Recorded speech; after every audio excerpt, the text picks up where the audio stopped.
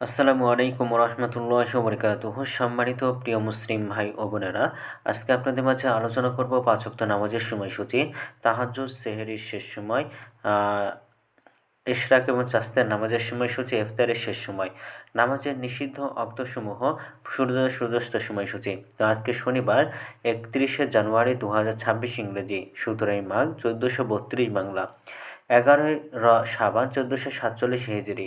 ঢাকার মধ্যে পার্শ্ববর্তী এলাকার নামাজের সময়সূচিগুলো তুলে ধরবো, তারপরে অন্যান্য জেলা বিভাগগুলোর নামাজের সময়সূচিগুলো তুলে ধরবো। আজকে ঢাকার মধ্যে পার্শ্ববর্তী এলাকার ফজরের নামাজের রক্ত শুরু হবে 5টা 24 মিনিটে, শেষ হবে 6টা 39 মিনিটে। আজকের দুপুরের অর্থাৎ জোহরের নামাজের রক্ত শুরু হবে 12টা 16 মিনিটে, শেষ হবে 4টা 6 মিনিটে। আসরের নামাজ রক্ত শুরু হবে 4টা 7 মিনিটে, শেষ হবে 5টা 26 মিনিটে। মাগরিবের নামাজ রক্ত শুরু হবে 5টা 46 মিনিটে, শেষ হবে 7টা 2 মিনিটে।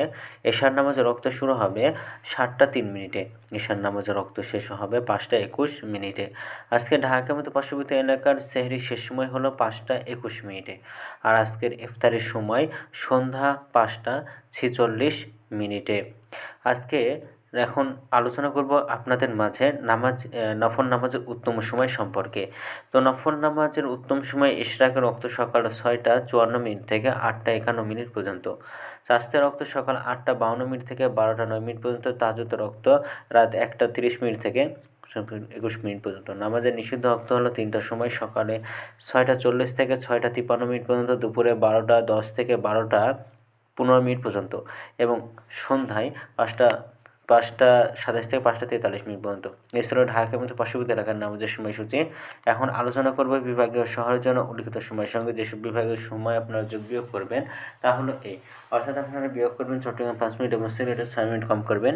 ঢাকার মধ্যে পার্শ্ববর্তী এলাকার যে নামাজের সময়সূচিটা রয়েছে সেখান থেকে যোগ করবেন খুলনাতে 3 মিনিট, রাজশাহীতে 7 minute, Rangpur 8 minute, Barishal 1 minute বেশি করবেন। ঢাকার মধ্যে পার্শ্ববর্তী এলাকার যে নামাজের সময়সূচিটা রয়েছে সেখান থেকে কয়েকশো বিভাগে বেশি করবেন। তো আজকের ভিডিওটি এভাবে ছিল, আর এই সূত্র নিয়েছে ইসলামিক ফাউন্ডেশনের। ভিডিওটি ভালো লাগলে অবশ্যই চ্যানেলটি সাবস্ক্রাইব করে পাশে থাকবেন। ধন্যবাদ সকলকে। আসসালামু আলাইকুম রহমতুল্লাহি ওয়া বারাকাতুহু।